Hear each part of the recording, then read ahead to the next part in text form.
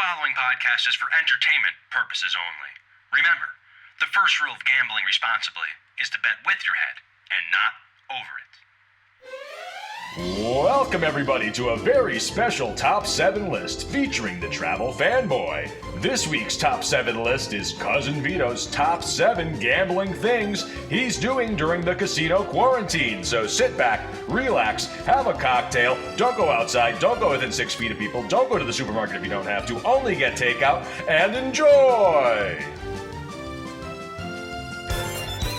Ladies and gentlemen, Cousin Vito's Casino Podcast proudly presents your guide to enjoying gambling. And now, direct from the bar, your cousin and mine, Cousin Vito! Whoa!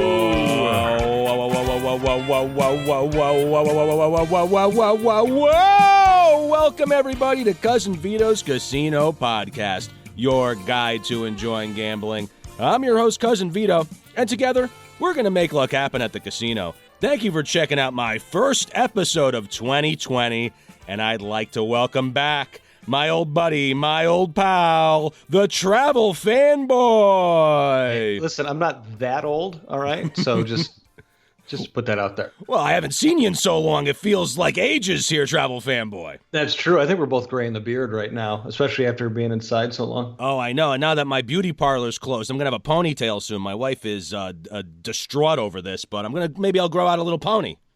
You know, this is the one advantage of not having a lot of hair is that I can just buzz it right at home. Oh, that's true, actually. Save you. I got to go. We get breakfast. Well, anyway, we'll get past the beauty parlor. But Travel Fanboy, what a wild time to be alive. I'm stranded in my house right now. I'm quarantined. I don't know if you're quarantined. I am, yeah. I've been working from home. I work from home for the foreseeable future, so I haven't left the house in about 2 weeks because I had the flu before the quarantine started. So it's been a while. I'm kind of itching to get out and go do something. Oh, yeah. Well, unfortunately, we're going to be stuck inside, but this got my brain churning because I'm at home myself. I'm like the rest of you people out there. I'm sad the casinos are closing here. Foxwoods, Mohegan near me, MGM Springfield, Wynn, to see the lights go out in Vegas there. You know, you could almost shed a tear reading the news. I know, and I don't have any opportunity to gamble online either, being in Illinois, so it's been doubly hard for those of us without legalized recreational online gambling. I'm in the same boat here in Connecticut. I'm actually a little bitter. We've been trying to pass online gambling here and sports bet. Not that sports betting you could do it these days, but we haven't got it through. And I'm sitting here twiddling my thumbs. So as I was going through, all my old websites, I'm real bored. I got time on my hands now. And I found a couple things that I've been enjoying doing. So I kind of wanted to share that with, cyberspace out here on what I'm doing during the quarantine. And maybe it'll inspire some other people to brush up on some casino things and get ready for a big triumphant return, hopefully, in the next few months. Yeah, at the very least, just talking about gambling, Vegas, and all the fun places will help us pass the time. And Adam, I'm recently reading the Biloxi meetup that originally might have been Gamblepalooza and then turned into a podcaster meetup. That's also fallen by the wayside here with the COVID-19 scare we have. Yeah, we were kind of put in a tough spot, and most importantly, we just want to make sure everyone was healthy so that we can have plenty more of these meetups and that everyone will be in attendance. We're postponing it, not completely canceling. We're going to try and find another date in 2020 once everything calms down. We can all go out, have a good time, and hit the tables hard. Ooh, and I'm secretly excited for this because, I got a baby coming in a couple weeks, little baby Dracula, I'm calling him for now. But hopefully by the time we head to Biloxi, I'll either be able to drop the little sucker off at his grandmommy's house or even bring him down to Mississippi with me. I just get the little baby Bjorn thing, have him, right on front of you, right in your chest there. And it'll be fine. That's probably going to be good luck. I wonder, now, he would be under 21, but if I had him strapped to my belly at the craps table, I'm assuming they'd kick me out. You know what? I guess it would make for great content, and we would find out once and for all. So I think it's worth a shot. I mean, okay, if it's a smoke-free casino, I'll do it. How's that sound? There you go. Okay. I'm not a total degenerate. Smoke-free casino. right. I'll get him. Can I get a little glass of orange juice for my drink there? I'll get a little sippy cup. We'll pour it in. He'll get his first comped beverage. A kitty screwdriver. I like it. Like that. I love that. Oh, I'm sure I'm going to be getting a visit from whoever polices the children now. Yeah, this guy wants Child Protective Services. Yeah. Perfect.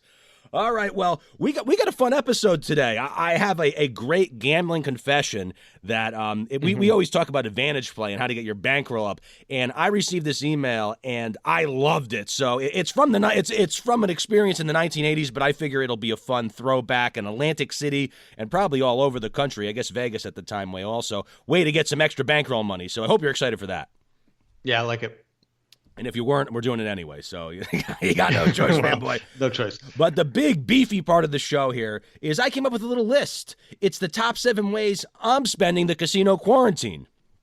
And, this isn't for everybody. Maybe all these things don't excite you that much, but for me, these are the top 7 ways I'm spending the quarantine, and hopefully we have some like-minded souls out there, and maybe this will inspire other people to brush up on some skills, look ahead to the future of our casino trips, and get ready to rock and roll for the rest of 2020. I like it. I'm ready. All right. Nothing is better than a list, Adam, I feel like. A top 7 list. So, nothing gets me going quite like a list. We love, I know, right? That real seller there. But we're going to start out with number 1 on my list. And this is something that I've been meaning to do for a long time. And it's brush up on my video poker skills. Now, as a guy, I'll play everything at the casino. You can find me at the roulette table at 2 a.m. So I'm not exactly a prudent mathematician once I walk through those doors. But video poker is a good way where if you brush up on your strategy, you could actually, keep your bankroll a little longer. Yeah, it's good practice. It has real world, bankroll implications. And for me personally, I've been going to videopoker.com. Now this is full disclosure here. All these things we're talking about, I have no backdoor promo things going on or anything. This is just stuff I'm really personally doing. So this is from the heart of Cousin Vito here. Look at that. But there's other people with promo codes. So videopoker.com, they actually have a great trainer on there. I don't know have you used it at all? Have you headed to that website? Yeah, I've used videopoker.com, and then I also use the Win Poker app, WIN, not like the hotel, but WIN Poker. That's a really good app you can find in the App Store. I'm not sure if it's for Android, but definitely is for Apple products. All right, beautiful. And now I know on videopoker.com and on WinPoker, do they have those like the trainer tools where you can you play the game, and if you screw up, they show you what you did, and if you're doing something right, you're doing it right? Oh yeah. They've got a bunch of different games, got a lot of different options, and yeah, it's definitely a trainer tool. So it's really good, and I don't think it's very expensive. It's like $10. The Win Poker app is. So, but for me, if I can't get my laptop or something, just having the app, $10 is worth it. I'm sure it's trained me well enough that it's kind of paid for itself in the long run. Oh, and that's very nice. That's even and that's a one-time fee for you there. So you're not paying a monthly subscription to this app. For $10, you could sit on your phone. Not that you're commuting on the train anytime soon, but if you're sitting commuting, you could play some video poker and brush up on your skills kind of subconsciously. Yeah, exactly. All right, beautiful. Well, for those who want to try it, there's that Win Poker app that the Travel Fanboy just mentioned, but we also have a free gold trial at videopoker.com. Now, my pal Chris from Springfield, he loves the MGM Springfield, and he just did a podcast, I believe it released this past week, with the guy who runs videopoker.com.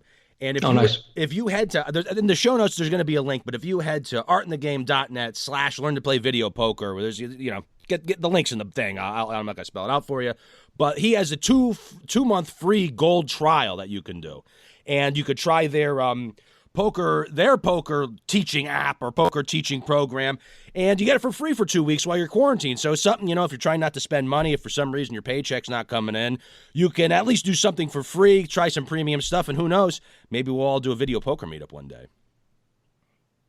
I mean, I'd love that. That's kind of, I think, what all of us are yearning for right now. That's for sure. And also another website, vpfree2.com. Now, obviously, these casinos are closed down, so you can't go there. But that's another website I have in the show notes. It's kind of like a little social gathering spot for people to post the video poker machines themselves that have the best pay tables. So like for me, I could go look at Mohegan Sun and say, oh, let me go look at this bank of casinos, because that's what you're going to learn if you go to either of these trainer tools, is that payouts are a big thing and playing it correctly is the other big thing.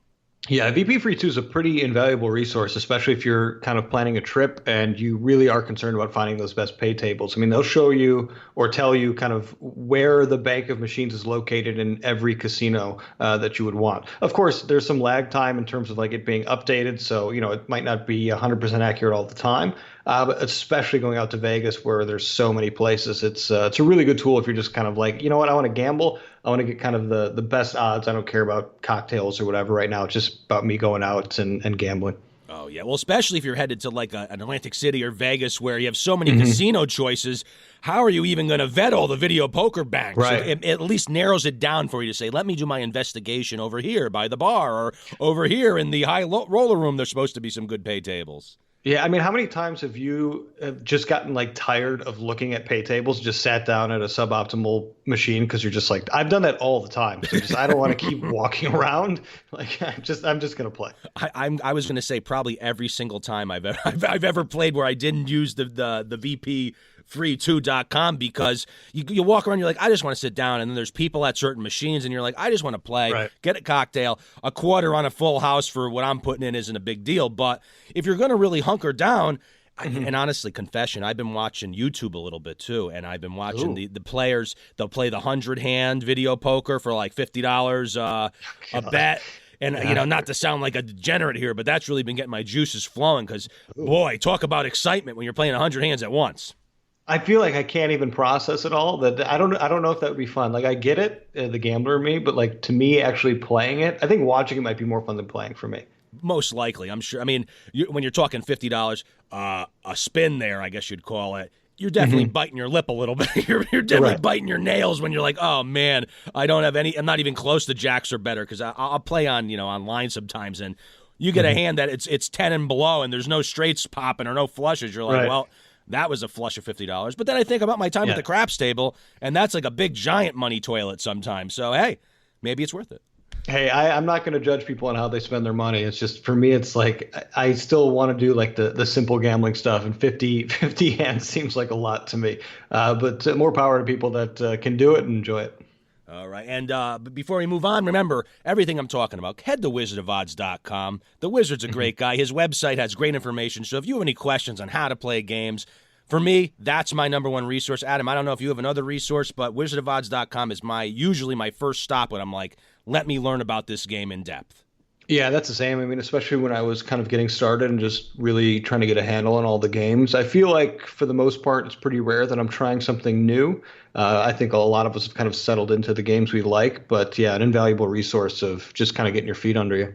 All right, so we'll sum it up. Head over to Art in the Game. Check out videopoker.com. Click through his link. It helps him out a little bit with his podcast. Or you could download the app Adam mentioned, which I forgot. What was that? Win Poker on Apple at least? Yeah, Win Poker, WIN Poker. All right. I was going to say if it's WYNN, they might be telling you the wrong things to do. Yeah, right, yeah. All right, so we're going to move on to number 2. All right, number 2. This is one that's really close to my heart, and I could talk forever about this. It's saving my bankroll. I can't even go to the casino, so I'm forced to save my bankroll, and what I'm doing is making plans for my big play return. Mm-hmm. Now, one thing that I've learned, I've learned a lot doing this podcast and going out over the years that I didn't know beforehand. But one thing that I learned that I really want to take advantage of is getting up my average daily theoretical.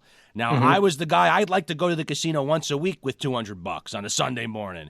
And, after meeting a lot of players and playing a lot, I started to realize that maybe pooling all those bankrolls into one big trip a month or one giant trip every 2 months is a better way to get what I want from the casino, which would be free rooms, maybe some tickets, maybe some perks. So that's going to be my number 2. And in the show notes, there's a link to a great article from travelzork.com called Gotta Get That Theo Up. I think that's what it called. I could be wrong, but click the link in the show notes. Adam, what are your thoughts on getting the Theo up? Yes, I mean, Theo is not really something that I get too concerned about. I think my casino trips are far less frequent than yours are, probably a lot of people in the community. So I'm just kind of going, I'm having a good time. And if I get something great, if not, it's usually not a big deal to me. We'll talk about how I kind of I try to maximize my rewards in other ways through like travel loyalty programs. But one thing I would say about getting Theo up is just to be thinking about, building that bankroll and how you're going about it. Are you just setting a little bit of money aside for like an entertainment fund? And for some people, what I would really suggest doing is having a separate bank account just for like your kind of gambling and just keeping that separate, which is good. When you're actually at the casino, you're not dipping into what would otherwise be your kind of normal everyday funds for, your home and bills and stuff like that. I've got just a separate checking account, free. It's a free online account, free ATM fees, those kinds of things that I can just make sure everything's completely separate. I don't feel bad when that kind of starts to get depleted because that was like kind of my fun fund. I don't know if you do something similar. Oh my! I walk in like John Belushi with my money hanging out of my pockets. I don't have a I mean, I do. We joke around, and You Can Bet on That talks about your 403G. So that's how I kind of keep it. I have my separate slush fund where all my bills, all my stuff's taken care of, and this is my expendable income fund. Which most of the time when the casinos were open, it would go to casino trips. But now I'm just trying to conserve it and make it grow for that big trip. Yeah, and I have my own separate like checking account just for gambling. Then my wife and I have our own separate account just for like travel and stuff like that. It's nice to just keep that separate. I can also just kind of build it up over time, do some automatic transfers, and there's plenty of resources out there, plenty of like free online cash management accounts if you want it. Some give bonuses and stuff. Like if you sign up with $100, you get like 25 or something like that. There's a lot of opportunities like that out there. I think one thing that gamblers have to look out for is like ATM fee limits per day. A lot of them are sitting at like the $600 mark or something like that. And so for some heavy gamblers, that might be an issue. But for most people, it's probably a good idea. Just whatever your entertainment options are that you like to do, whether it's travel, gambling, whatever it is, Rubik's Cubes, I don't care. Having something that's just kind of separate that is just kind of easy to manage and take care of is probably the best thing to do. That's very good advice, actually. I'm starting to rethink what you're making me question everything I'm doing here, Travel Fanboy. Well, it's like an easy, so for me, like every week, I'm just putting a little bit of money into a couple of these funds. I prioritize, my wife and I prioritize, how much we want to be going into these funds as we're saving up over time as we take care of all of our other obligations. And to me, that's building up that bankroll, right? So that when this finally blows over, we can all hit the casino. I'm going to feel pretty good about the bankroll that I've kind of slowly accumulated without breaking much of a sweat. All right. So even in theory, you as the responsible gambler and me as the, fast and loose kind of guy, we both are kind of have the same plan where when you go back, your 403G is going to have a little more in it than normal. So it's not totally infeasible that you would say, all right, maybe I'll buy in for a little more this time, play at a different limit, just try it out, get my feet wet. I'm very excited.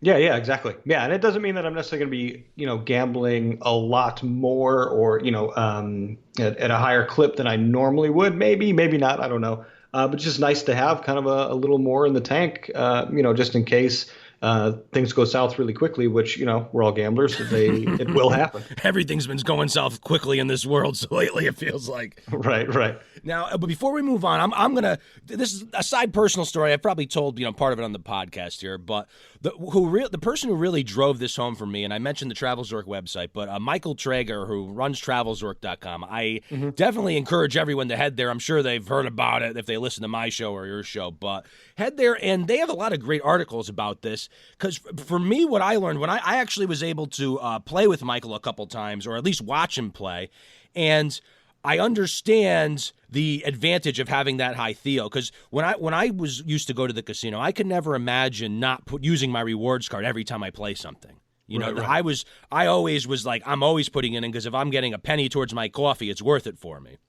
But yeah, I've seen the other side where people who really concentrate on that Theo, they might not want you. They might not even put their card in if they buy in for $100 at the craps table, because they only want you to see, all right, I'm playing a game for heist. This is what my game I'm playing, and I'm giving you the action, and I want my comps to reflect my big action, not my little small action that I'm doing for fun. Yeah. And, TravelZork and a lot of people in the community are filled with kind of those great tips. And some guys are really diligent about doing that than others. I, for one, I know a lot of those things, but I'm just too lazy, or, you get a drink in you and you just kind of forget. But I think Traeger, guys like Eric Rosenthal, they're really good about putting all that into practice, and you can see kind of the fruits of their labor there. It really does pay off. Oh yeah, and it's funny as we converse here. It's like we basically are taking our repertoire from this recipe or this menu of different gambling techniques to prolong our fun and get our comps we want, and we're basically selectively saying, all right, this works for me, this works for you, and we still love the casino, but we have our different appetites. Yeah, exactly. All right, and a side personal story again on this that I'm going to talk about is, like, for instance, Pai Gow Poker. Now, you're not getting a lot of great comps at the Pai Gow table just based on, your play. But because the game is slow and low variance, I personally can play at higher minimums than I would at a craps table or a blackjack table. Yep. So I've been utilizing it, before the casinos closed, when they were open, is I would, as somebody who I consider myself a red chip player, I'm a low roller. When I go, not to get, too personal, I'm bringing, hundreds of dollars, not thousands of dollars to the casino. Mm-hmm. So I really have to try and finagle to get a little respect from the rewards people. But Pai Gow has been a great game for me where I can go sit at a $25 table and I could put down, you could put down $50 a hand and hope for a push, and or incrementally, if you win a couple times, make your bets up. So maybe that pit boss walks by and says, hey, look at this guy over here. He's got a $75 a hand on Pai Gow Poker, and maybe he'll punch that into the machine for me there. And I've seen better comps and better points when I've played a multiplier days playing like that, where, I'm going to play a low variance game, but play it for a longer time at a higher limit. And, sometimes it gets a little hairy, but sometimes I leave even with more comps than usual. Yeah, exactly. And at worst case scenario, even if you're not betting $50 a hand, you're at the $15, $25 minimum, whatever it is at the table, you're at least enjoying the casino for maybe longer than you would another table game or even a slot machine, say, on that particularly same bankroll. So you've kind of extended your fun experience. You're taking in the atmosphere, hanging out. Ideally, you're, with friends, and just kind of enjoying yourself. And to a lot of people, me included, that's another kind of really nice benefit to Pai Gow Poker. And another benefit of playing the higher limits is a lot of times that $25 Pai Gow table, or sometimes that $25 craps, mostly $50 craps, you can find those in a high limit room. So you're getting premium cocktails. You're getting your Fiji water. Last time I was there, I got a Fiji water, a cappuccino, and a scotch all at once. And then I love Fiji water. Flicked the lady my little nickel before she even brought it. I was like, oh, give me these three things. And she's looking at me like, hey, look at this guy. Bing, flick my nickel to her, $5 chip. Mm-hmm. She's happy. She's bringing me. She's walking out, got up my cappuccino. I slugged that. I've been having a blast doing that. So we'll move on to number 3. But I think all the gamblers sitting at home save that bankroll. Get ready for a nice big return when we could all get out there. Yeah, put it in a separate account, save little by little, and let's go hard. Make sure we're tipping generously when we hit the tables again too. They'll need it. All right, we're gonna move on here to number 3. Number 3 is right up your alley, Travel Fanboy. In fact, your website is part of the inspiration for this episode. And the number 3 thing I'm doing in my quarantine is I'm exploring my current and my future rewards programs, and I'm trying to find amazing values for when the casinos do come back. Because, in my opinion, casinos always want to bring people in.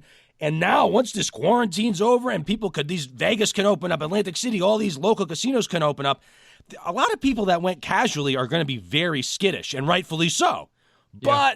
But, for us gambling lovers, this might open up an opportunity to accumulate and acquire great comps like we haven't seen in a long time. Yeah, it's going to be really interesting to see what happens when they open up, how aggressive they're going to be at trying to get players back in. I think some people are predicting that we're going to see some pretty valuable offers come in. I don't know. It's hard to tell. I think a lot of people are going to be kind of itching to get back in there. But I'm looking forward to, one, just them opening because I want people to have their jobs and to be working. But two, a little bit selfishly, I'm excited to see what they're going to do to entice people to get in the doors. I mean, this is total speculation on my end, but you figure free play and rooms are the two big, those are going to be the two big things. If a casino, like even your local casino or Vegas casino, they're giving you free, okay, we're free all week. A casino maybe you don't normally get free rooms from, like a Bellagio, or you know what I mean? Those casinos that normally are reserved for people that are a little above my gambling level. Right. I'm excited to see if those open up to me because of consistent play, or maybe I go to my local casino, put in that big play day, and they say, "Oh God, we got to get this guy back here. He's one of the few maniacs that have come out to come play again." Right. Once the ban was lifted, he was the first one, cutting the red ribbon. Yeah, we'll see. I think I'm hoping for those kinds of things, but I'm just hoping that they open sooner rather than later. That's all I want right now. And more on that. This is actually a cheap plug for the Travel Fanboy, but I actually put this episode. Full disclosure, I put this episode together before I even knew we were going to record it. So I was going to plug anyway for everyone. Appreciate it. But head to travelfanboy.com. There's two articles that I'm going to link in my show notes here. One is how to get Caesars Diamond status for less than $100, and the other is good credit cards for casino enthusiasts. And to start with the Diamond status for people, I'm sure a lot of people know this already, and they've heard it a million times, but that Caesars Diamond status will help you make your free room free for real because no resort fees. You can go stay at a room for 5 nights in a row. You got resort fees at $30 plus a night. You're still paying $100-something bucks, and you're paying taxes, and you're getting banged on fees. Where you have that Diamond status, you can make that trip out. Even if you're staying at a Bally's or a Harrah's in Vegas, you can make that 4 or 5 night stay absolutely free. And free parking where, you rent a car if you want. If that's your thing to do is rent a car where you go out to Vegas or Atlantic City, you can do that and park it for free. Right. Yeah. And so for people who don't know, the crux of that article is about, and I didn't come up with this, obviously this has been floating around both the gambling and the travel community for a while.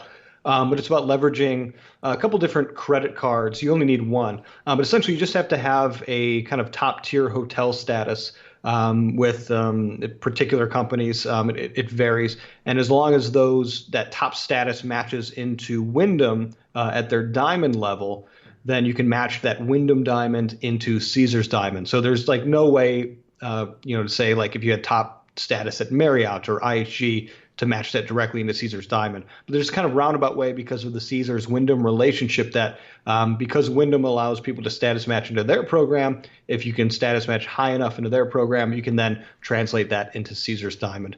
And then alternatively, you can kind of take that a step further, and this is where a lot of people call it like the status match merry-go-round, where at the right property, it definitely happens in Atlantic City, you could match your Caesars Diamond to MGM Gold. And so, you get a lot of benefits and a lot of different programs, all for having kind of just the right credit card. And there's a couple out there that are under $100 a year annually that can get you top tier status or a high enough status that you need to get that diamond. And that's kind of what the article's about. The other one for good credit cards for casino goers, I think I'm going to take the time while I'm in quarantine just to kind of update that a little bit. Not that it's too outdated or anything, but there might be kind of some more opportunities out there. But I just go through, what credit cards might be beneficial to people who want to take advantage of travel programs or, credit card benefits that kind of match their kind of gambling lifestyle as well. And personal side note here, I actually did the Wyndham status match to the Caesars Diamond. I believe it's Wyndham recently, and it worked as of February of this year. So I had Marriott Gold through, I used to go to a lot of sporting events. Obviously now I'm not going to a lot of this stuff, but I had Marriott Gold membership. I had a Marriott credit card. I was able to somehow reach their gold status for a certain amount of time. And I was able to match my Marriott Gold to the Wyndham Diamond, let that simmer. Then my Caesars Diamond expired at the end of January, and I was able to match my Wyndham Diamond to my Caesars Diamond, and the turnaround was within a week. It was pretty quick. Yeah. I didn't have any hiccups, and sometimes you do this stuff and you got to email them what's going on. Yeah. But especially now, they might be more lax on this just because they want people even doing this and being interested in them because, if you look at the stock market, they're going up and down, but it seems like we're in a period of travel companies. It's going to be a very tough time, and we're going to see, probably a lot of constriction in the industry at least for the next, at least the next 12 months, you'd think. Yeah, it was such a really weird time when this year's status match was kind of taking hold, and that this typically happens in January. But we had the Caesars El Dorado merger that was starting to come to fruition, but now we're hitting kind of all this this COVID-19 stuff, and so everything's kind of up in flux. I was of the impression that this might be the last year that they allow this kind of very easy Wyndham Diamond to Caesars Diamond status match, or at the very least they would change kind of the term so that if you status matched into Caesars Diamond, you got different benefits than someone who gambled their way to Diamond. We're starting to see that a little bit where access to like the Laurel lounges and stuff you have to pay for with credits. if you're not at a certain kind of level. But yeah, we'll see. I think time will tell. We're gonna look very different, both the economy and kind of the gaming industry. It's gonna look different when we come out the other side of this thing. I don't really have any solid predictions as to what's going to happen with either the status match or just the general status of casinos in general. Oh, yeah. So, hey, it might be a good time to get that diamond match for all the people out there that don't have it. It might disappear, and you know what? If we get through this thing, we're talking in the fall this year, and the casinos can open up, it might not be bad to have that. You get your free parking, and you figure, hey, no resort fees. Everyone hates resort fees. That's why I love the Caesars Diamond myself. Right. I mean, at the very least, you get a $100 celebration dinner. I just used it because I hadn't used it for last year's. And so just at the end of the year, my brother and I just went to Harris Hammond here in Indiana, just went to their steakhouse and used it. And it was nice. And, it pays for the $100 annual fee of the credit card. I'd have the credit card anyway, so it didn't really matter. But that's another way of just, kind of determining whether or not it's going to be valuable enough for you to use. It's just, for me, it's an alternative to like the Founders Card, which I know is a really, really popular option. But to me, the Founders Card, for what I like to do, kind of just the general way I like to travel and spend, it just didn't really match my needs. So I was, looking for a less expensive option. And that's a good side note on the celebration dinner. You got to make sure you activate it. If you do all this and get your Caesars Diamond, make sure you go to rewards booth and say, hey, my celebration dinner, I want to activate this thing. Because I got burned on mine this year. I didn't activate it. I just went to a restaurant that I knew was on the list, trying to be a smart guy. And I went to pay, and it wasn't activated. So my one from last year, I didn't even use. So this year, hopefully, all these things open up, and I'll get my $100 welcome dinner finally. Yeah, exactly. Yeah, make sure, one way is to, you can email Caesars, you can call. Then, of course, make sure that if you're planning on going to a restaurant, check to see that they also accept the celebration dinner, because some actually just don't. They might not be like a Caesars owned property, or a Caesars owned restaurant or something like that. So yeah, always just double check. All right, let's move on to number 4. Number 4, learn from poker legends. Now, I know you're saying, what does that mean? You want me to go? Amazon's not sending things out. I can't go buy books because they're not going to send them out anymore. We're going to need our essential supplies coming out. But Travel Fanboy, I've learned from Daniel Negreanu. I learned from Fossilman Raymer on the show, but I don't know if you've traveled to masterclass.com. They have Daniel Negreanu, and they have, what the hell's the other guy? Phil Ivey is on there with a poker class. And just that little other guy. The little other guy, I know, right? Well, Phil Ivey could probably teach you a lot about advantage play, too, not just poker. Yeah. But so Phil Ivey and Negreanu, they have classes on here. And Masterclass.com, the exciting thing about them is I purchased the Daniel Negreanu class to own forever for $90. But they have pay levels where you could pay $90 and you get access to all of their classes for a year. Yep. Which makes it interesting for someone sitting home where you invest $90. You can, and this is video and text oriented. So when I did the Daniel Negreanu class, not only do I get access to, it was 30 plus videos on different types of things to be aware of when you're playing poker, different types of, I can't even talk about it because I need to brush up on it. That's why, that's my quarantine goal here. But it also comes with PDFs you can download and read and highlight things. Like I have a notebook that's my Daniel Negreanu poker notebook where I printed out the entire course like a sicko. And they have little quizzes I did. So, Adam, what's your experience with Masterclass? So I actually do have Masterclass. I paid for the full year, and it was just kind of like a birthday gift to myself. There were a couple of videos that I wanted to watch, not the poker ones, but I probably will now that I've got some time. But I did it just for because I'm the one who cooks every day in the house pretty much because I actually enjoy cooking. And so I was taking the Massimo Bottura class, the Thomas Keller, the Gordon Ramsay classes, really, really good. And what I like too is that you can, at least for me on my iPad, I could download the videos as well, the individual videos. So they're broken up into chapters, 10, 15-minute chunks. And I could just download it. I don't need access to Wi-Fi or anything. I would just watch it, on the train when I was commuting and stuff. It's better than I thought it was going to be. It's definitely, for me, it's been worth the money. Oh, for sure. I was skeptical too because there's so many great resources to learn about poker.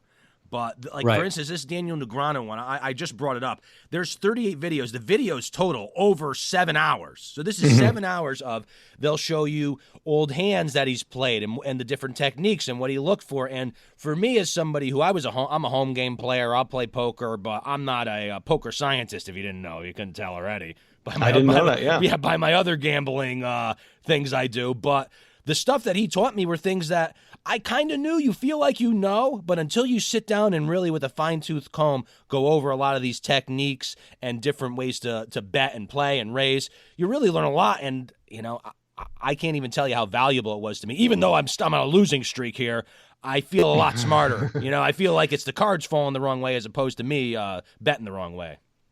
Right. And to not sound like a masterclass fanboy, if you will, I think, to your point, you wonder like, well, why would I pay for this? There's so many videos out there that are free. These are just really well produced. They're broken down well. They're edited well. They've got kind of like a narrative arc to it. It's really easy to watch.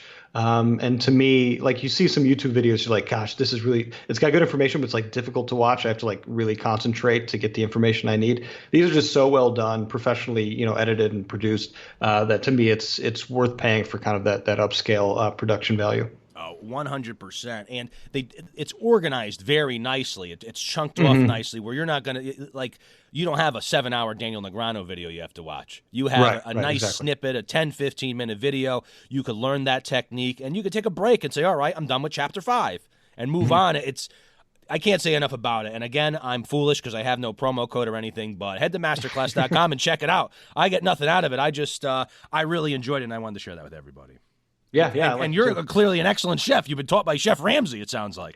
Ramsay, Massimo, Thomas Keller. Yeah, actually, they were. I don't know. They're just really good. I mean, they're like elevating like very simple dishes that I would normally otherwise make to where like this is like just kind of a funny aside, but I'll be out with my in-laws in like Wisconsin. They've got a little house there, and like in the morning they'll be like, hey Adam, make those eggs again. And so it's like these are the eggs that I learned from like Gordon Ramsay. So yeah, it's definitely, I don't know if it's paid off because now I have like more chores to do. Well, if you do the poker one, it might pay off. That's the way you get your money back on it. That's it. Yeah. All right, so Masterclass is wonderful, and we're going to move on to number 5. Number 5, baby. This is one that I have a little knowledge about. My wife has a lot of knowledge because she loves doing it, but I think it might be a good time to binge on My Vegas and those other casino comp accruing apps that are out there. Yeah, there's a ton of them now. Binions has it. Four Queens has one. Of course, Wynn has one. There are quite a few. I would say that it's getting a little bit more difficult to get a ton of value out of them. I mean, kind of in the heydays of like My Vegas, free rooms were kind of ubiquitous, but it's still they're still can be really fun. You can still get some pretty decent freebies. And hey, you know what? If you got nothing going on, you're just watching TV, you can run those in the background and just accrue some points and see if you can get a free meal or two. That's how my wife does it. Sometimes I'll be like in the other room doing something, and I'll be like, "Do I hear a slot machine in the background?" But ding ding dong, ding ding dong, and she won't even be in there. She'll have it on like auto spin, like 100 auto spins. Right. She's in bonus rounds, and we haven't used. We did redeem one thing last time we went to Vegas. We were at a very bougie French restaurant at Mandalay Bay. I should know the name if I did any research for the show here. But we were able to get a free creme brulee. It was kind of not embarrassing, but you're at this beautiful restaurant. You have a $500 bill, and you're like, excuse me, can I use my Vegas creme brulee comp on this? And they're like, right. Oh my God, all right, let me go back, take 1% off your bill here for your creme brulee. But it definitely works. And a cool thing about My Vegas is they also have that blackjack, the blackjack one you could play. And here's another little tidbit. Make sure you link it to some other, like your Facebook. I don't know how they have you link it. I played for years and like didn't want to link it, and something went wrong and I lost all my points and credits. It was really demoralizing. So now I always link my things because I thought I was a smart guy. Actually, what happened was I left my iPad on the roof of my car when we're driving somewhere one day, dude. This is a true story. It was in the case and everything. I actually have security footage of me getting in my car. Like, you do stuff, you put stuff on the roof of your car, like your coffee or something. Yeah. And my hands will put the iPad on the roof. The security camera shows me driving away with it on the roof. It must have blew off somewhere. I never found it again, and nobody ever opened it up and was able to get the password because I could track I had the My Apple thing. But I lost all my points. That was the sad thing, not the iPad going, but all those like millions of whatever credits I had were gone. Yeah, that's the sacrifice of giving away personal information, right? That's a trade-off. I know. I should have. They could, even though, what are they going to do now? Track me. I am not even leaving the house. They're like, Right. He goes from the bedroom to the bathroom to the living room to the kitchen all day long. That's all he does. Yep. Now, Adam, I have a little My Vegas background, but do you have any experience with these other ones you mentioned, the Four Queens, the Win app? I haven't downloaded them. Is there any reason for me to look into these or say, hey, honey, try the Four Queens app or try the Win app? Because I've been kind of wanting to explore Win properties. That's a property I haven't really played it other than, I'll walk through in Vegas and put a little bit down in a slot or on a craps table and get out of there. I think for a lot of them, like the Binions and the Four Queens ones specifically, I make mention of it just because they exist. I haven't found that the prizes to be too valuable. If I've got to spend 10, 15, 20 hours playing and I'm getting $20, $30 worth of, a free drink or like a 2-for-1 creme coupon. brulee, a little creme brulee. Creme brulee. Yeah, I mean, I could have made, 50 to 200 creme brulees in that time doing something that maybe was a little bit more productive. Again, I'm not passing judgment on anybody, especially if you're just, you're doing it in the background and just, it is what it is. I think some of the other ones, depending on how intense you want to get, I think still My Vegas, Win, the Win Slot app, there's still some valuable rewards to be had if you're willing to kind of put in the time. But there's nothing really at Binions or Four Queens that I can't pay for cash myself, but I still probably wouldn't pay for cash for them anyway, even if I went. That's not a knock. Well, I guess it is a knock on Binions and Four Queens, but they're not generally places that I spend too much time anyway. So it's just that's me getting a little bit bougie and just admitting that that's not where I spend a ton of time. Well, honestly, you have a right to get bougie because you were taught to cook by Chef Ramsay. Masterclass.com. You could probably make a better creme brulee than they could make at that place. You got the little torch. Not a Mandalay, but 20 trendy creme brulees. Hey, next meetup, maybe we'll get the ingredients. We'll get a nice suite, and we'll stay at one of those extended stays that has the kitchen. There you go. And we'll do like a in-room poker game and creme brulee. There you go. I like it. Yeah, I'm in. Yeah, creme brulee is like one of my. I'm not a big sweets guy. I like sour things a little bit. But the brulee, that's the one that gets me. I go out, I'm always getting the brulee. Oh, a cappuccino and a creme brulee. Finish it off with some Fiji water, and we're in a happy space. I really hope the world opens up again soon because maybe I will. Maybe I should do the master class and learn how to make a damn creme brulee. We'll see. Yeah, there you go. All right. So, number 5, binge on My Vegas and other apps, and it seems like the Win app would be a good one to look into. I'll make sure I let my wife know that so we can get both our iPads dinging and flinging all the time here. All right. There you go. And let's end the number 6. Number 6. Now, Travel Fanboy, this is something that I've been doing because I don't follow all the news sites on the casino news, and especially coming out of Vegas. But one Twitter account that I love following that seems to have all the cutting edge news before it happens is Vital Vegas. Now, Vital Vegas has a podcast, and Vital Vegas really has been active lately because Vegas closing down is huge. So my advice would be if you want some entertainment while you're at home, is to follow Scott from Vital Vegas. But it's getting hairy out there, it seems like. Yeah, there's. I'm not going to touch this one too much, but yeah, there's a lot going on. I would add that there's a lot of really fun people to follow in the gambling and even the travel scene as well. One, I'll do a shameless plug for 2 people if you don't mind, Vito. One would be Bethany Walsh of Bougie Miles. We've said the word bougie like 3 times, so I think by law we have to mention her.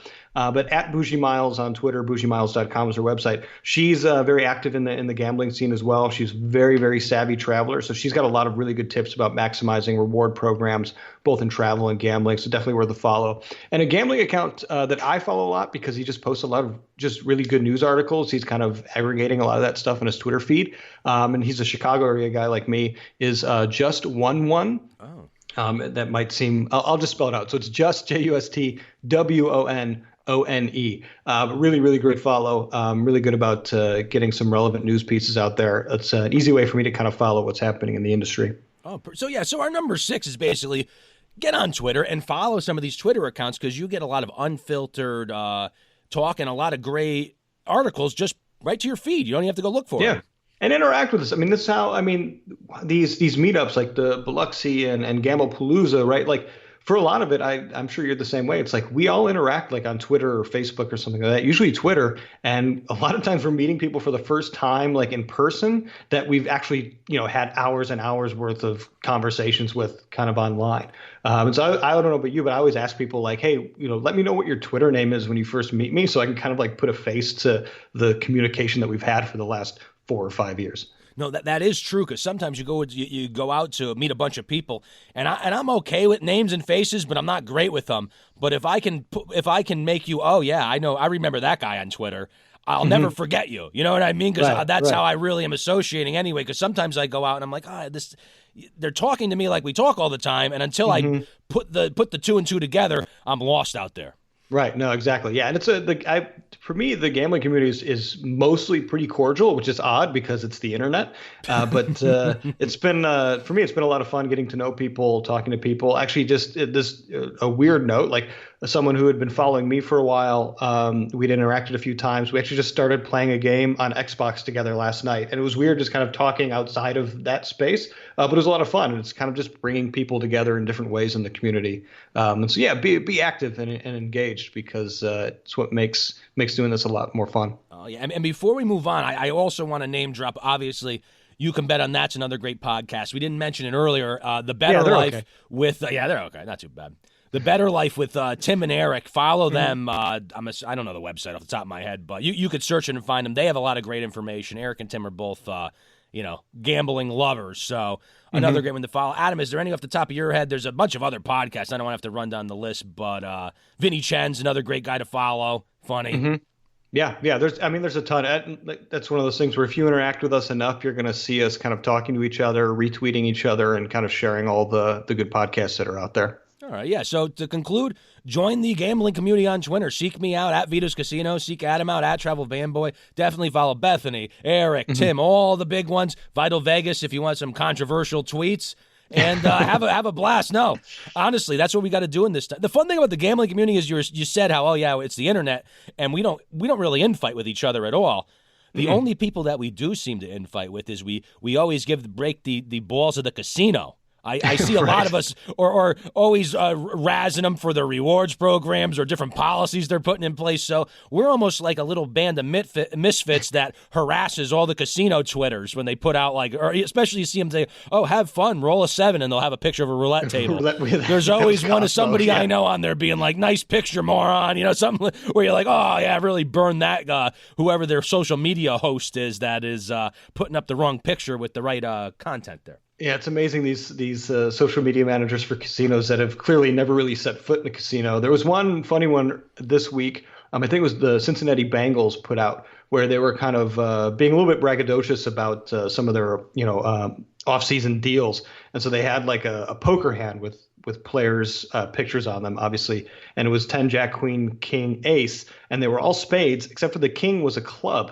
I don't know if they just didn't see it. They weren't paying attention to it, but they were bragging about how good of hand it was. And everyone was like, this hand is a good hand, but it's probably not as strong as you think it is. And it was just like a very funny little I don't know who designed it that way. But it was just it was a great thing that gamblers were able to track down. I think my buddy Ryan Hess on Twitter was able to snag that for me to see. Oh, I'm going to have to look that up myself. And honestly, that's the fun of Twitter, though, is you can't put out too many characters, and when you put out those few characters and it's you really mess it up. Everyone loves jumping in, and sometimes it's in good fun, too. It's not. I don't want to make it sound like we're ravenous, maniacs about the casino, but sometimes it's fun just to break a little balls in this, this turbulent time we're in here. Yeah, it's good. It's good razzing each other. I have fun when people razz me and kind of give me the business. That's what makes it fun. Some people have a little bit more thin skin, but no, I like when people joke around. Oh yeah, I'm like a callus. I could take all sorts of beatdowns. I don't even care. So I love dishing it. All right, so we're gonna move on to the final number 7. Number 7 is kind of a fun one, and I'm actually gonna bring it up right now. What I've been doing, now this is going to sound like a sicko move here, and also you got to be careful. We got the virus out there, so if you order anything online, spray it down, wipe it down, do whatever the hell you got to do. But I've been going on eBay and looking at the auctions, and I've been looking to acquire casino memorabilia or gambling memorabilia. Now, in the past, I've got old gifts from the Trump Plaza, the Trump Castle Casino. I think I gave Mikey a Trump Castle blanket once a couple years ago. But if you go on, people are selling a lot of interesting things, and admittedly, you're not doing this to become rich. You're doing this to kind of with your expendable income.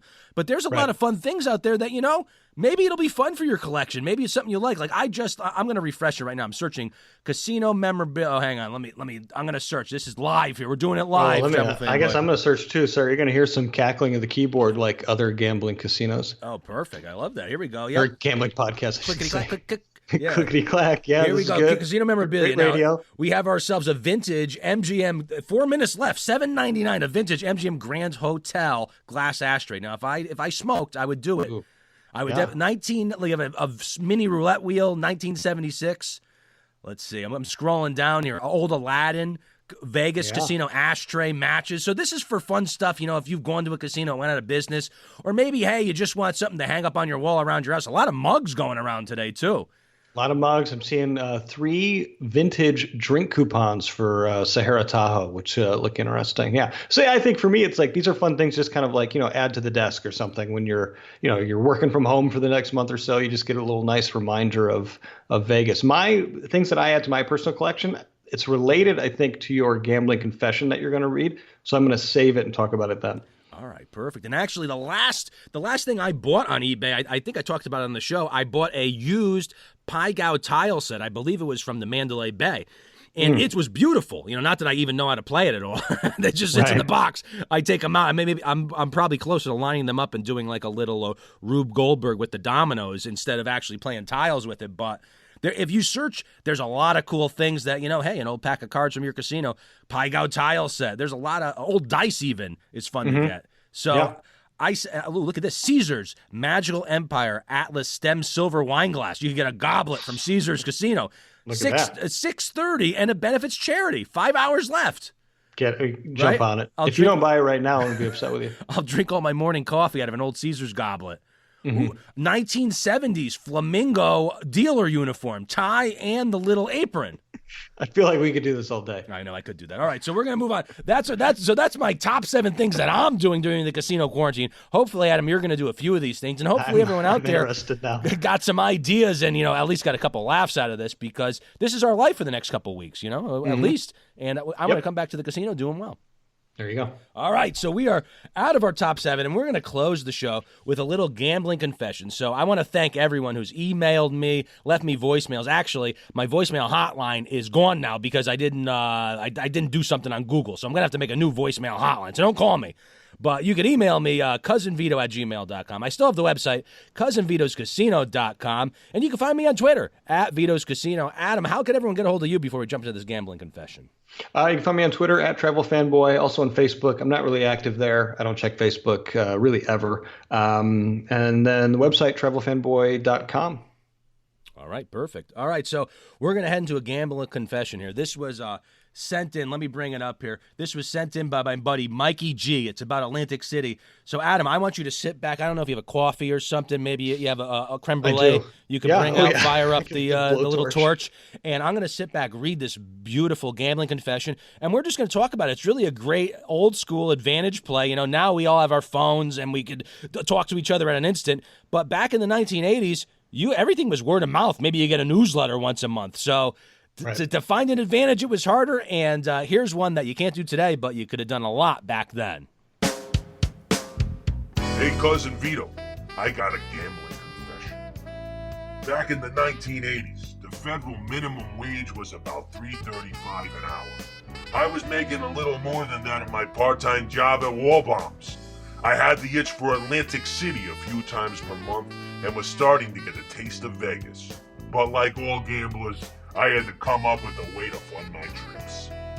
In 1980, the Hunt brothers cornered the market in silver holdings, driving the price up to $50 per ounce.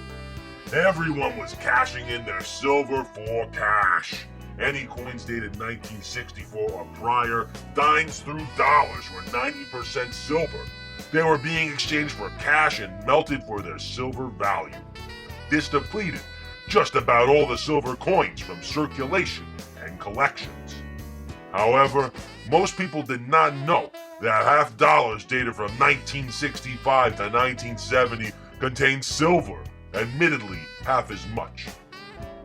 No one really paid attention, nor did they use these half dollars. I knew this because I collected small coins as a child. So, who were the only ones that used these half dollars as common currency? Atlantic City and Las Vegas for the slot machines or to pay 3-2 blackjacks. So I basically go to AC or Las Vegas with little to no gambling bankroll. I could just go to the gauge and purchase $300 to $500 in half dollars that were so nice and neatly wrapped. Then I would grab a jumbo slot bucket and start cracking open my rolls. I would keep anything silver and bring back the other halves to the cage. I repeat this process, and in an hour or two, I could go through a few thousand in half dollars and gain a substantial amount of 40% silver halves, and even some 90% silver halves. If I felt I was getting the same coins back, I just changed casinos. Then I would go to a local gold silver pawn shop in Atlantic City or Vegas and exchange the coins for the silver value. Silver in the mid-80s was about $7 an ounce, and therefore you could get about $2.50 to $3 per half dollar. Now I had a gambling bankroll, and for no cost to me other than my time. If I was able to go find 100 half dollars from 1965 to 1970, I would have a bankroll of $250 to $300, which would be great for a kid back in 1985. Back then, you could find quarter or 50-cent craps and even 50-cent blackjack at Atlantis. Always a great hotel to fall back on if the bankroll was taking a hit everywhere else. Just one of my fond memories. Mikey G. How do you like that, travel fanboy? It's almost like money the casino was giving Mikey G the money to play with. Yeah, there's a couple layers to this that I think are really interesting. And if people don't know that idea that any coins dated 1964 or prior, yeah, they were made with 90% silver. And so you have a lot of people, I guess we'll call them like the silver bug community, if you will, people that like silver. I like following that kind of tangentially. I'm not too into it, but I do occasionally like kind of some government silver coins just to add to a collection. But yeah, so a lot of people like go out and they'll always check their change just to see if any of them are dated 1964 or prior. In fact, a lot of people also go into, like if you see a Coinstar in your grocery store, a lot of people will check the return kind of tray because I'm not sure why Coinstar rejects these 1964 and prior coins. It might be due to the weight. I'm just speculating. There's an actual reason. But people will go in and check and see if any of them, people just left some behind and they didn't check the tray just to kind of go on a little silver hunt there. So this is a really fun story. I like it a lot. And the real caveat to this whole thing is you look at the minimum wage was $3.35 at that time. Right. And if you're trading in, one of these coins that had all the silver in it, you're getting almost the minimum wage hourly wage out of it. Mm-hmm. Yeah, no, exactly. Yes. And so this kind of does relate to, I was kind of teasing earlier, my casino memorabilia. So I really like to collect, and I don't know if you've heard of them or seen them. These, they're called the Silver Strikers. They're these kind of like memorabilia type coins that you get out of certain slot machines that offer them. They've got different denominations like $2 and $3, $7, $10, $20, whatever. Why they're called Silver Strikers, that a lot of them, at least prior to 2005, were actually made of silver. They had about 0.6 ounces of silver in them. And so I just like them because they're cool. They've got pictures of casinos on them or like Jackie Gone, like famous like casino owners. And they're really cool memorabilia to have for me who likes just in general coins. But yeah, I love going on eBay, like looking for them. And sometimes they kind of start to, they might ebb and flow in terms of price based on the price of silver at the time, the spot price of silver. Sometimes they'll just kind of, if the casino, if the Silver Striker like little coin looks really cool or it's like a rare casino, the price will be higher. But yeah, that's what I'm typically looking for when I'm on eBay. Ooh, maybe if you get some time in these next 2 weeks, you could take a picture of a couple of them, put them on that Twitter account for us. I will, yeah. Maybe I'll do that in the next few days. Everyone, this is not a plug for my Patreon, so please don't take it as such. But it's like a yearly gift to people in my feed that I gave each of them one of these kind of silver strikers. I did not give them the most valuable ones out of my collection, but I thought it was like a really fun gift for the gambling community to have those and be on the lookout. I know the Plaza in downtown Vegas just put in a new silver striker machine. I don't know how much silver is actually in the actual coins, but I think El Cortez has a couple silver strikers as well. But yeah, I'll take a couple pictures. I actually just got a new government mint coin from a really small island, an Asian island, and their coin design for this year for 2020 on the back was a slot machine, which I thought was interesting. So I bought a couple of those. I just posted that on Twitter. Actually, maybe I'll tag you in it so you can see it. Ooh, very nice. I like. See, that's the good thing about recording like this is I could put you on the spot, and then you're forced to do these things. Right. Well, Adam, I mean, I think that's basically our gambling confession there. I mean, I gotta say, I gotta thank Mikey G for sending this in first of all, because I've sat on this for a little bit, this email, and I've got a bunch of emails since I did the last show, months ago. But this gambling confession really stuck on me because you go to the casino and you got your little bankroll, and then you put a little hustle in, a little work. And it's like basically the money was growing on trees there, and you could play and have a fun. And now with rewards programs, if this were around today, we would do a meetup and we all be lined up like idiots getting silver dollars probably every meetup. I mean, this story has it all for me. I love the story because it's got like kind of the arbitrage opportunities that are in there for me. I like kind of researching and understanding silver coins, and then it's got kind of a really fun time in Vegas and AC, kind of in the mid '80s. So this story's got it all. I'm glad he sent it in. Oh, yeah. So thank you, Mikey G. And if anyone else has gambling confessions, we'll see. I've been on a hiatus a little bit from the podcast, but now that it's almost time for the baby to come flying out and I'll be, swaddling, giving him his bottle, whatever parents do, I'm kind of feeling like, enjoying the podcast again. I feel like now that I got everything situated, I don't feel as guilty spending time in my room talking about the casino, Right. So all it took was a global pandemic for Vito to start a show again. So yeah, that was it. That was it. Just a repeat of the Spanish flu of 1918, and I'm back, baby. Right. Yeah. But it's true. Now that I'm forced to stay home. But honestly, though, I mean, it's been a transition period, and that was kind of the reason I wanted to put the show together. Is it's like everyone's gambling style is going to change over the course of your life if you keep gambling. Now, I started, first time I gambled, I was underage, but you're at the quarter machines, you're going in, you bring $50, you have a little bit of fun, you have a beer maybe. And as you get older and you learn more games and you're going for different purposes, it's like all of our games evolve. And the only way to not be left behind is to keep researching and keep your finger on the pulse of this stuff. Yep. Yeah. And there's no shame in adjusting your bankroll accordingly to, whatever kind of life stage or event that you're in right there. If you got to, take it back a little bit, then take it back. You can still enjoy the casino on a modest bankroll and have some fun. And then, when you're ready and you feel your bankroll's is ready as well, then yeah, you can step up and be more aggressive. But there's opportunities out there for every bankroll, so just go out and have some fun. Yeah, that's a very good point because I've been able to accrue comps and have a good time no matter what my limit was, no matter how much I was playing. So a lot of it has to do with your casino frequency. Like the situation I'm in now, you got the little baby on the way. I know the odds of me getting to the craps table every Sunday morning are really going down the tubes here. But I do know that my wife loves the casino, and we will be going, whether it's once every other month. But when we do go, I am altering my personal casino plans and games I play and the limits I play to maximize, the situation I'm in my life right now. And who knows, maybe my kid turns 21, little Dracula, and then we both go to the casino together. And maybe we're playing a little different because I'm playing with him or we're splitting the room. You never know. So, little trying to keep positive note here in this pandemic time. I'm sorry. Did you say something? I was on eBay right now, so it's just kind of. Oh, sorry about that. Yeah, no, I'm looking at a silver. I'm still at the goblet here, but I have a Joey Harris Silverberg Casino promotional postcard with Elvis on it there.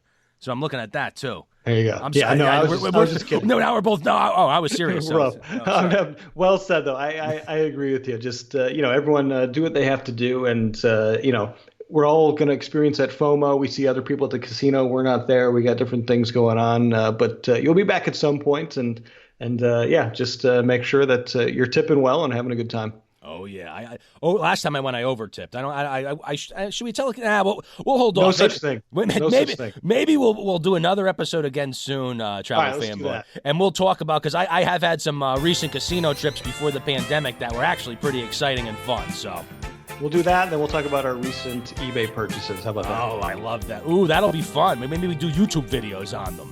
There you go. I don't want to show off my ponytail just yet, since I can't go to the beauty parlor. But thank you again, Travel Fanboy, for coming on the show. Remember, head to travelfanboy.com. You can check out all his different articles and how to contact him. And check the show notes. I'm going to have links to a lot of the stuff we talked about. Travelzork.com, Videopoker.com, Art in the Game Podcast, The Better Life. You can bet on that. I'm sure I'm going to name a lot of things I'm not going to put in there, but check all that stuff out. And I don't know what it is, Adam.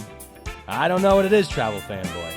I don't know if it's all this talk about going to the casino, getting our comps up, studying from home, but I got a funny feeling that between me, you, and everybody out there quarantined, that together we're going to make luck happen.